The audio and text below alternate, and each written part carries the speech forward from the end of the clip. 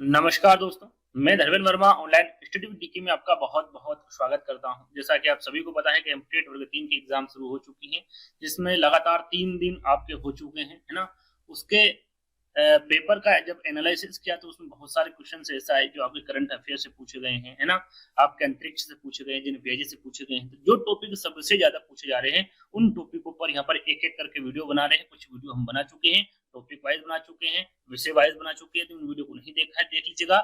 आज हम जो बात करने वाले हैं वो पर्यावरण अध्ययन के जो करंट अफेयर के जो प्रश्न हैं उन प्रश्नों के बारे में बात करेंगे। हर एक प्रश्न को आपको समझाया जाएगा, तो स्किप नहीं करना है, वीडियो को पूरा देखना है और अंत में हमें जरूर बताना है कि आज का जो वीडियो है वो आपको कैसा लगा। यदि अच्छा लगे तो वीडियो को लाइक करना है, शेयर करना है, चैनल को सब्सक्राइब कर लेना है। तो शुरुआत करते हैं। आज का पहला प्रश्न यहाँ पर रखा गया है, पतले प्लास्टिक। देखिए यहाँ पर 2022 से 2024 से 2024 तक के जितने भी इंपोर्टेंट पर्यावरण आपके करंट अफेयर के जो प्रश्न थे वो सारे के सारे इस वीडियो के माध्यम से आपको बताए जाएंगे, सभी को समझाया जाएगा, है ना। पहला प्रश्न है आपका, पतले प्लास्टिक बैगों पर प्रतिबंध लगाने वाला विश्व का पहला देश कौन सा है? ऑस्ट्रेलिया है, फ्रांस है, न्यूजीलैंड है या फिर जर्मनी है? यहाँ पर आप आपका आकलन भी कर सकते हैं कि भैया इसका सी आंसर क्या होगा। तो देखिए, पतले प्लास्टिक बैगों पर जो प्रतिबंध लगाने वाला विश्व का पहला देश कौन सा होगा? आपका न्यूजीलैंड होगा। इंपोर्टेंट है, ध्यान दीजिएगा। कुछ जानकारी हर एक प्रश्न की दूंगा, वो भी लिखित में दूंगा, है ना, ताकि आपको और अच्छे से याद हो जाए। यहाँ पर आप देख सकते यदि पूछा जाए आपसे कि भैया अंतरराष्ट्रीय प्लास्टिक बैग मुक्त दिवस कब मनाया जाता है, तो याद रखिएगा ये 3 जुलाई को मनाया जाता है। कब मनाया जाता है? 3 जुलाई को। और पर्यावरण पर सिंगल यूज प्लास्टिक बैग के हानिकारक प्रभाव के बारे में जागरूकता बढ़ाने के लिए हर साल जो अंतरराष्ट्रीय प्लास्टिक बैग मुक्त दिवस मनाया जाता है या फिर international plastic bag free day मनाया जाता है। कब मनाया जाता है? 3 जुलाई को, याद रखिएगा, इंपोर्टेंट है। चलिए अगला प्रश्न, ओलंपिक खेल 2024 कहां पर आयोजित किया गया था? देखिए, खेल से संबंधित प्रश्न पूछे जा रहे हैं। तो ओलंपिक खेल 2024 के बारे में पूछे तो क्या ये टोक्यो में, लॉस एंजल्स में, लीमा में या फिर पेरिस में? तो याद रखिएगा ये जो आयोजित किया गया है ओलंपिक खेल 2024 ये पेरिस में किया गया। कहां पर? पेरिस में। कुछ जानकारी आपको दूंगा, इंपोर्टेंट तथ्य यहाँ पर देख सकते हैं कि भैया 2024 ओलंपिक खेल, यहाँ पर आंसर आपको बता ही दिया मैंने, पेरिस है ना। तो ओलंपिक 2024 जो खेल है इसकी जो मेजबानी है फ्रांस की राजधानी पेरिस द्वारा की गई थी। यदि यहाँ पर देश के बारे में पूछे तो वो कौन सा होगा? आपका फ्रांस होगा। और 2024 में ओलंपिक खेल की जो शुरुआत है, यदि पूछे कि भाई कब की गई थी शुरुआत, तो 26 जुलाई 2024 से लगाकर 11 अगस्त 2024 तक ये चला था आपका ओलंपिक खेल। कब से? 26 जुलाई 2024 से 11 अगस्त 2024 तक। और आधुनिक ओलंपिक खेलों के जनक के बारे में पूछे कि भैया कौन है, किसे माना जाता है, तो याद रखिएगा इंपोर्टेंट है पियरे डी कुर्बेथिन को। किसको? पियरे डे कुर्बेथिन को माना जाता है आधुनिक ओलंपिक खेलों का जनक। साथ में जब भारत हमारे 2024 में ओलंपिक खेल खेला गया था भारत के द्वारा, तो उसमें कितने पदक जीते गए थे? तो कुल 6 पदक जीते गए थे, जिसमें 1 रजत था और 5 क्या थे? कांस्य पदक थे। याद रखिएगा, यदि पूछे सीधा सीधा कि भारत ने ओलंपिक खेल जो 2024 में हुआ था उसमें कितने पदक जीते? 6 जीते, है ना। यदि अलग अलग पूछे तो अलग अलग बता दीजिएगा, 1 रजत और 5 कांस्य, ना, याद रखिएगा। चलिए अगला प्रश्न, भारत का पहला स्वच्छ सुजल प्रदेश किसे घोषित किया गया? ये भी इंपोर्टेंट है और सभी के सभी पर्यावरण अध्ययन से ही जुड़े हुए प्रश्न हैं। लक्षद्वीप, अंडमान निकोबार, तमिलनाडु या फिर आंध्र प्रदेश? करेक्ट आंसर क्या होगा? करेक्ट आंसर होगा आपका अंडमान निकोबार। याद रखिएगा, भारत का पहला स्वच्छ सुजल प्रदेश अंडमान निकोबार को घोषित किया गया है। यहाँ पर थोड़ी सी जानकारी मैंने रखी है कि भारत का पहला स्वच्छ सुजल प्रदेश अंडमान निकोबार द्वीप समूह भारत का पहला स्वच्छ सुजल देश बन गया है, जैसे कि मैंने अभी आपको बताया। साथ में इसका मतलब क्या होता है? तो इसका मतलब यह है कि अंडमान और निकोबार द्वीप समूह के सभी गांवों को हर घर जल सुविधा और खुले में शौच से मुक्त घोषित कर दिया गया है। इसे क्या कहा जाता है? स्वच्छ सुजल प्रदेश कहा जाता है। और वो कौन सा होगा? अंडमान निकोबार द्वीप समूह होगा, है ना। चलिए अगला प्रश्न, देश में पहली बार लिथियम का भंडार कहां खोजा गया था? लिथियम का भंडार इंपोर्टेंट है। देश में पहली बार जम्मू कश्मीर में, उत्तराखंड में, असम में या फिर महाराष्ट्र में? करेक्ट आंसर क्या होगा? करेक्ट आंसर होगा आपका यहाँ पर जम्मू कश्मीर, है ना। जम्मू कश्मीर में पहली बार लिथियम का भंडार खोजा गया था। याद रखिएगा, पहला वाला विकल्प आपका करेक्ट होगा। देखिए यहाँ पर भैया यहाँ पर लिखा हुआ है कि भारतीय भूवैज्ञानिक सर्वेक्षण, ये क्या भैया? GSI क्या है? इसके द्वारा देश में पहली बार खोजा गया था। यदि पूछे कि भैया जो आपका लिथियम का बड़ा भंडार किसके द्वारा खोजा गया है, यहाँ पर बता दिया कि भैया जम्मू कश्मीर में खोजा गया है, तो किसके द्वारा खोजा गया है? तो भारतीय भूवैज्ञानिक सर्वेक्षण, जिसे GSI भी कहा जाता है। और इसके अनुसार वहां 59 लाख टन लिथियम होने का अनुमान है। कितना? 59 लाख टन लिथियम होने का अनुमान है। और इसका उपयोग कहां किया जाता है लिथियम का? तो इलेक्ट्रिक व्हीकल में, मोबाइल फोन जैसे उपकरणों की बैटरी में इसका उपयोग किया जाता है। लिथियम का इंपोर्टेंट है कहां पर? जम्मू कश्मीर में। किसके द्वारा? भारतीय भूवैज्ञानिक सर्वेक्षण द्वारा, है ना। चलिए अगला प्रश्न, भारत में वर्तमान में हमारे पास कितने राष्ट्रीय स्तर के बीज निगम हैं? आपका एमपीटेट 2022 में पूछा गया प्रश्न है। यहाँ पर भारत में देखिए, याद रखिएगा राष्ट्रीय स्तर पर पूछा गया है ना, क्योंकि यहाँ पर राज्य स्तर पर भी पूछा जाता है। तो राष्ट्रीय स्तर पर कितने हैं? 2, 5, 7, 9। यदि राष्ट्रीय स्तर के बीज के बारे में पूछे तो वो आपके 2 हैं, लेकिन यदि राज्य बीज निगम के बारे में पूछ ले तो वो होंगे आपके कितने? 15, है ना। यहाँ पर हम बताएंगे आगे आपको, जैसे कि यहाँ पर लिखा हुआ है कि वर्तमान में 15 राज्य बीज निगम है। कितने? 15 राज्य बीज निगम है और 2 राष्ट्रीय स्तर के बीज निगम है ना। 2 कितने हैं? राष्ट्रीय स्तर के बीज 2 है। और राष्ट्रीय बीज निगम की स्थापना के बारे में पूछ ले कि कब और कहां की गई थी, तो ये स्थापना की गई थी 1963 में। और कहां पर की गई थी? तो बीज भवन नई दिल्ली में। कहां पर? नई दिल्ली में इसकी स्थापना की गई है ना। चलिए अगला प्रश्न, प्रधानमंत्री नरेंद्र मोदी द्वारा पर्यावरण की सुरक्षा के लिए मिशन लाइफ की शुरुआत कब किया गया था? देखिए लाइफ की शुरुआत कब की गई थी और किनके द्वारा की गई है? प्रधानमंत्री नरेंद्र मोदी जी, जो कि हमारे देश के अभी प्रधानमंत्री हैं। तो यहाँ पर किसके द्वारा की गई, सॉरी कब की गई? 20 जनवरी 2023, 20 दिसंबर 2022, 20 अक्टूबर 2022 या फिर 20 नवंबर 2022, कब की गई थी? तो ये की गई थी आपकी 20 अक्टूबर 2022, है ना। प्रधानमंत्री नरेंद्र मोदी द्वारा पर्यावरण की सुरक्षा के लिए जो मिशन लाइफ की शुरुआत की गई थी, ये 20 अक्टूबर 2022 को की गई थी। यहाँ पर थोड़ी सी जानकारी मैं आपको देना चाहूंगा कि भैया जो मैंने आपको बताया कि मिशन लाइफ, इसको life style of for environment भी कहते हैं। इसकी शुरुआत 20 अक्टूबर 2022 को कहां पर की गई थी? तो ये गुजरात के केवड़िया में की गई थी। कहां पर? गुजरात के केवड़िया में की गई थी। और इस मिशन का मकसद क्या है? लोगों की दैनिक आदतों में छोटे छोटे बदलाव लाकर पर्यावरण को बचाना है ना। मकसद भी पूछे तो आपको पता होना चाहिए। कब की गई थी? 20 अक्टूबर 2022 को। कहां पर? गुजरात के केवड़िया में, है ना। चलिए अगला प्रश्न, भारत का पहला डुडोंग संरक्षण रिजर्व किस राज्य में बनाया गया? डुडोंग क्या होता है ना। डुडोंग होता है समुद्री गाय, याद रखिएगा। किसे कहते हैं? समुद्री गाय को कहते हैं समुद्री गाय, है ना। तो डुडोंग संरक्षण रिजर्व के बारे में पूछा गया है। किस राज्य में बनाया गया? भारत का पहला। केरल में, तमिलनाडु में, आंध्र प्रदेश में या फिर महाराष्ट्र में? तो ये बनाया गया है तमिलनाडु में, याद रखिएगा, है ना। भारत का पहला डुडोंग संरक्षण रिजर्व ये आपका तमिलनाडु में बनाया गया है। साथ में छोटी सी जानकारी देना चाहूंगा, तमिलनाडु सरकार द्वारा प्रदेश के दक्षिणी पूर्वी तट, यहाँ पर देखिए राज्य ना देते हुए यहाँ पर तट दे दे दक्षिणी पूर्वी, तो याद रखिएगा कि दक्षिणी पूर्वी तट पर पाक खाड़ी, खाड़ी का भी नाम याद रखिएगा, पाक खाड़ी में भारत का पहला डुडोंग संरक्षण क्षेत्र स्थापित करने की घोषणा की गई है। डुडोंग का मतलब क्या होता है? समुद्री गाय, है ना। ये क्या है? एक लुप्तप्राय समुद्री स्तनपायी है जो कि समुद्री प्रदूषण और समुद्री घास की हानि के कारण विलुप्त होने का सामना कर रही है। किसके कारण? समुद्री प्रदूषण, घास यानी कि समुद्री घास के कारण, है ना। और डुडोंग यह मन्नार की खाड़ी में पाई जाती है। कहां पर पाई जाती है? डुडोंग मन्नार की खाड़ी में पाई जाती है। और डुडोंग या फिर जो समुद्री गाय है, इसे IUCN द्वारा, जो आपकी रेड डाटा बुक है, रेड डाटा बुक में भी यानी कि कह सकते हैं कि संकटग्रस्त प्रजातियों की सूची में इसको रखा गया। किसको?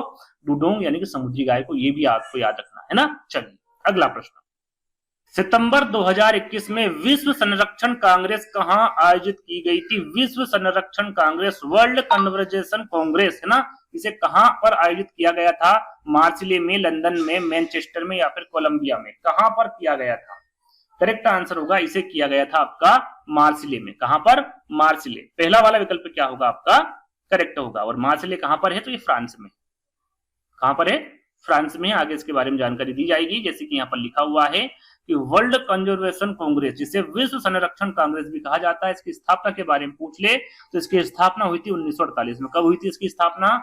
1948 में हुई थी। मुख्यालय कहां पर है? स्विट्जरलैंड के ग्लेन शहर में। कहां पर है? स्विट्जरलैंड के ग्लेन शहर में इसका मुख्यालय है। और कांग्रेस दुनिया का सबसे बड़ा संरक्षण कार्यक्रम है जो कि हर 4 साल में आयोजित किया जाता है। यदि पूछ ले कि भैया इसे कितने साल में आयोजित किया जाता है, तो याद रखिएगा इसे 4 साल में आयोजित किया जाता है। पहली बार इसका आयोजन कब किया गया था? 1948 में, जैसे कि यहाँ पर इसकी स्थापना हुई थी, है ना। और इसे कहां पर? तो संयुक्त राष्ट्र अमेरिका में किया गया था। कहां पर? संयुक्त राज्य अमेरिका, याद रखिएगा पहली बार, है ना। इंपोर्टेंट है। और जैसे कि अभी के बारे में पूछा है तो जैसे कि विश्व संरक्षण कांग्रेस 2020-21 फ्रांस के मार्सिले में आयोजित किया गया था। कहां पर?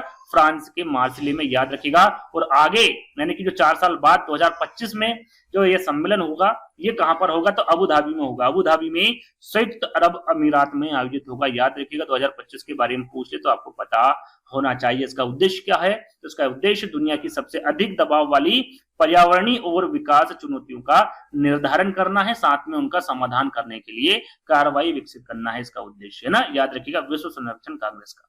चलिए अगला प्रश्न, UNESCO global network of learning cities में निम्न में से किसे शामिल किया गया है? किसे शामिल किया गया है इसमें आपको बताना है। त्रिशूर, नीलांबुर, वारगल या फिर यहाँ तीनों। UNESCO global network of learning cities के बारे में पूछा गया है, तो इसमें आपका त्रिशूर भी होगा, नीलांबुर भी होगा और वारगल भी होगा, है ना, वारंगल भी होगा। तो ये तीनों यहाँ पर करेक्ट आंसर होगा, है ना। इसके बारे में हम जान लेते हैं। देखिए इसको शॉर्टकट में क्या कहते हैं, यूनेस्को कहते हैं। इसका पूरा नाम है UNESCO global network of learning cities, है ना। क्या है? UNESCO global network of learning cities इसका पूरा नाम है। और भारत सहित विश्व के 44 देशों के 77 शहरों को वर्ष 2022 में इस सूची में शामिल किया गया था। कौन सी सूची? UNESCO global network of learning cities, है ना, याद रखिएगा। 44 देशों के 77 शहरों को, कब? 2022 में। और यहाँ पर देखिए जैसे कि हमने नीलांबुर और त्रिशूर के बारे में पढ़ा था, तो ये दोनों कहां पर स्थित है? तो ये केरल में है। और वारंगल कहां पर है? तो ये तेलंगाना में स्थित है। यदि यहाँ पर राज्य के बारे में पूछे तो आपको पता होना चाहिए। चलिए अगला प्रश्न, विश्व का सबसे बड़ा पवन और सौर ऊर्जा संयंत्र देश के किस राज्य में स्थापित किया गया है? देखिए यहाँ पर पवन और सौर ऊर्जा दोनों के बारे में बात की जा रही है। और दोनों कहां पर है? गुजरात, राजस्थान, महाराष्ट्र या फिर मध्य प्रदेश। कहां पर स्थापित किया गया है? तो याद रखिएगा इसे राजस्थान में। कहां पर? पवन और सौर ऊर्जा संयंत्र में आपके जो राजस्थान है, राजस्थान राज्य में इसे स्थापित किया गया है। बी वाला विकल्प आपका सही होगा, जैसा कि यहाँ पर लिखा हुआ है कि पवन और सौर ऊर्जा संयंत्र दोनों एक ही स्थान यानी कि राजस्थान में इसे स्थित किया गया है ना। चलिए अगला प्रश्न, भारत का पहला चीता अभ्यारण्य किस राष्ट्रीय उद्यान में बनाया गया था? भारत का पहला चीता अभ्यारण्य के बारे में पूछा गया है। इसे किस राष्ट्रीय उद्यान में बनाया गया? काजीरंगा राष्ट्रीय उद्यान, सतपुड़ा राष्ट्रीय उद्यान, कूनो जिसे पालपुर राष्ट्रीय उद्यान भी कहते हैं, बांधवगढ़ राष्ट्रीय उद्यान। हाल ही में आपने देखा होगा बाहर से चीते मंगवाए गए थे, याद हो आपको तो, है ना। और उसी के बारे में यहाँ पर पूछा गया, कहां पर छोड़े गए थे, कब छोड़े गए थे, क्यों छोड़े गए थे, है ना। तो भारत का पहला चीता अभ्यारण्य के बारे में पूछा गया था कि भाई किस राष्ट्रीय उद्यान में बनाया गया था? तो ये कूनो पालनपुर राष्ट्रीय उद्यान में बनाया गया था। अब छोटी सी जानकारी मैं आपको देना चाहूंगा कि भैया कूनो पालनपुर राष्ट्रीय उद्यान है, इसको सीधा सीधा कूनो राष्ट्रीय उद्यान भी कहते हैं, है ना। ये मध्य प्रदेश में स्थित है। मध्य प्रदेश में कौन से जिले में? तो श्योपुर में स्थित है आपका कूनो पालनपुर राष्ट्रीय उद्यान। इसकी स्थापना कब हुई थी?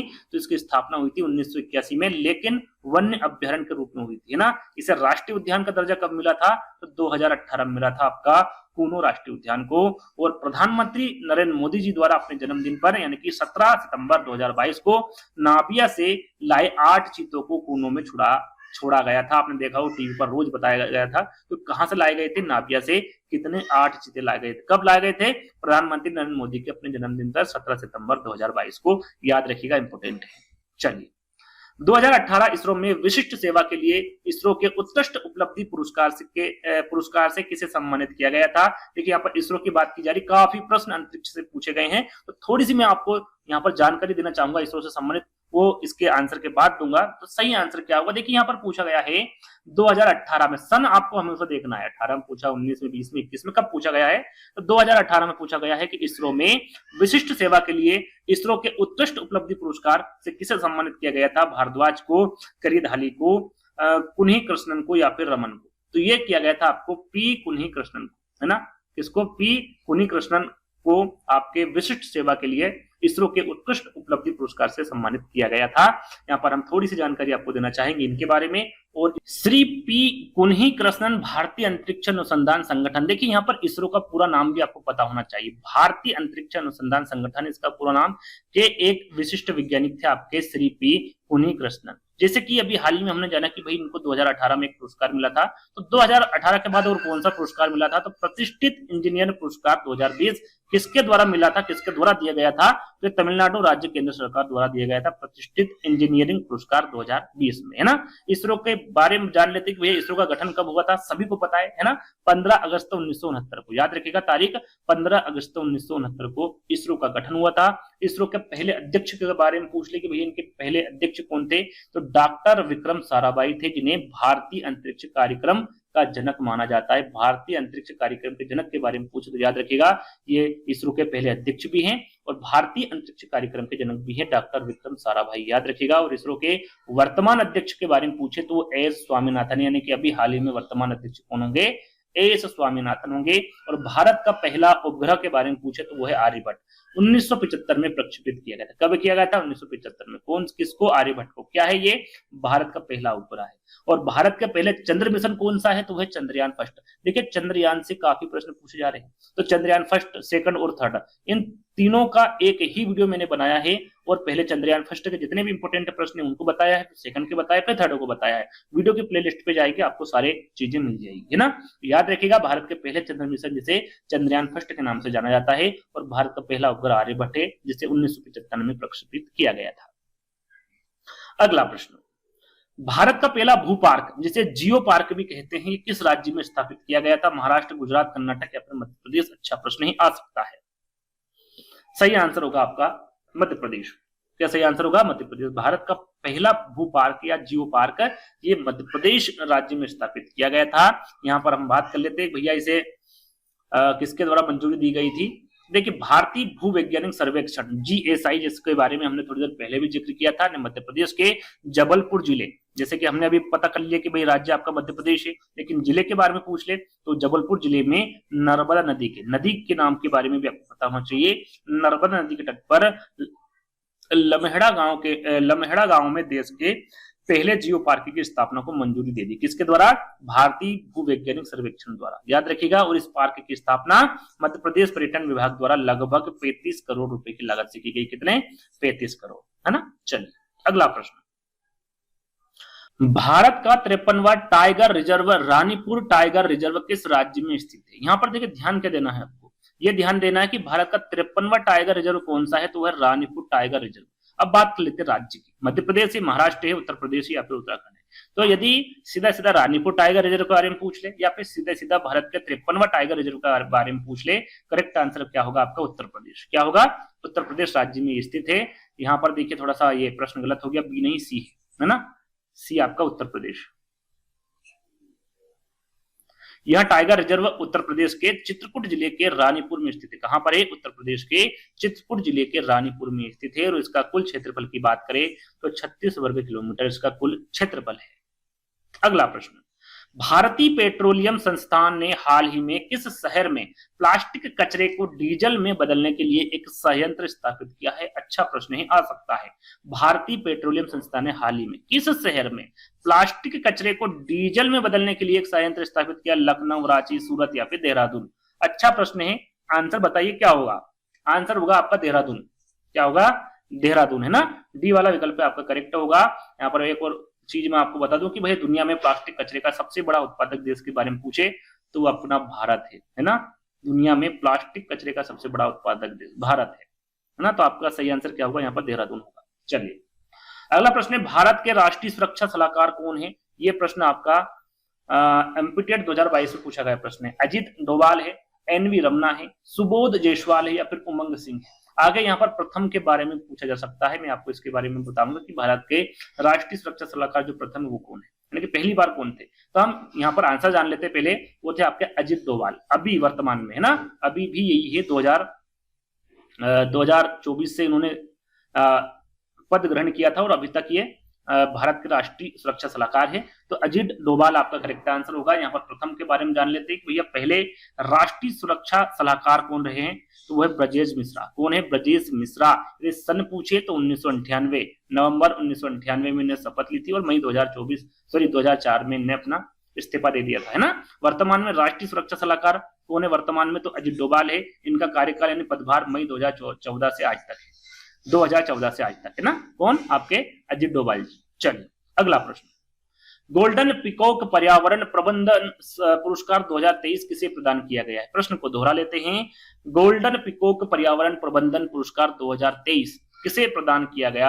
अडानी ट्रांसमिशन लिमिटेड को, steel authority of India limited को, oil and natural gas corporation को या फिर इंडियन ऑयल कारपोरेशन लिमिटेड को? किसको?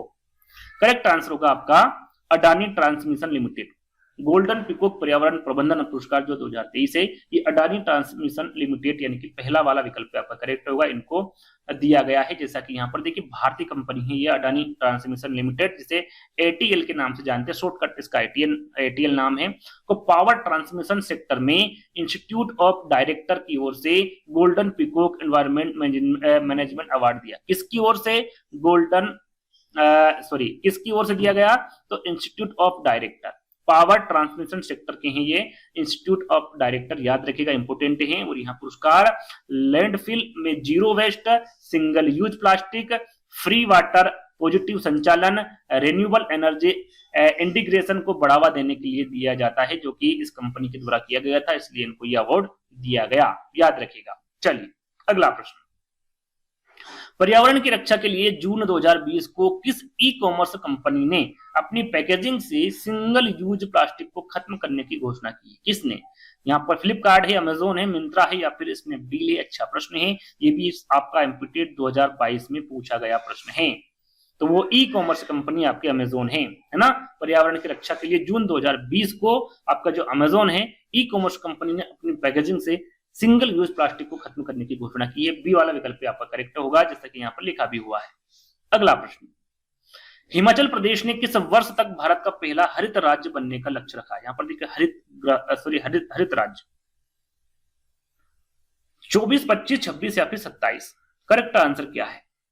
तो हिमाचल प्रदेश ने वर्ष 2025 तक भारत का पहला हरित राज्य बनने का लक्ष्य रखा है। कब? वर्ष 2025, है ना।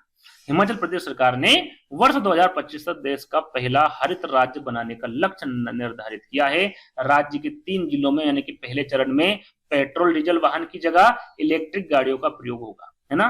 तो इस वजह से इस प्रकार से ये अपना जो पहला हरित राज्य बनाने का लक्ष्य उनके द्वारा रखा गया है। चलिए अगला प्रश्न और लास्ट प्रश्न। टोटल यहाँ पर 20 प्रश्न रखे मैंने, है ना, और 20 के 20 ही इंपोर्टेंट हैं। Tree city of the world 2022 का खिताब दूसरी बार किसे मिला है? यानी कि पहली बार भी मिला है और दूसरी बार, पहली बार तो मिला ही है लेकिन दूसरी बार कब मिला है, किसे मिला है? बेंगलोर, मुंबई, कोलकाता या फिर चेन्नई। 2022 तो मिला मुंबई को। पहली बार कब मिला था इसको? तो इसको मिला था आपका 2021 में, है ना। 2021 का खिताब भी इसको मिला पहला, और 22 का भी इसी को मिला है। जैसा कि यहाँ पर लिखा हुआ है कि भाई मुंबई को पहली बार 2021 में खिताब मिला था। इस कार्यक्रम के तहत विश्व के उन शहरों को चुना जाता है जो अर्बन फॉरेस्ट यानी कि शहरी वन और हरित पर्यावरण को बढ़ावा देते हैं। तो वो आपका मुंबई को मिला था पहली बार 2021 में, और 22 को भी यानी कि 2022 को भी आपका मुंबई को ही मिला है ना। Tree city of the world जो कार्यक्रम है इसको अर्बन डे फाउंडेशन के साथ संयुक्त राष्ट्र के खाद्य और कृषि संगठन द्वारा, यानी कि 2 संगठन के द्वारा चलाया जाता है। पहला है अर्बन डे फाउंडेशन और दूसरा है संयुक्त राष्ट्र के खाद्य और कृषि संगठन द्वारा इसको चलाया जाता है, या फिर इनके द्वारा ही इसको मान्यता दी जाती है ना। चलिए हाँ, हो गया आपके 20 प्रश्न ना। टोटल कितने प्रश्न बताए थे मैंने? 20 प्रश्न। और आपके जो 20 प्रश्न का वीडियो है यहीं पर समाप्त होता है। मुझे लगता है आपको ये वीडियो पसंद आया होगा। यदि और भी इस प्रकार के वीडियो चाहिए, यानी कि आपको करंट अफेयर से प्रश्न चाहिए, तो आप कमेंट्स के माध्यम से बता सकते हैं। जल्दी ही हम बना देंगे। तो हम यहाँ पर आपसे अलविदा लेंगे, है ना। तो आज के वीडियो यहीं पर समाप्त करते हैं। धन्यवाद।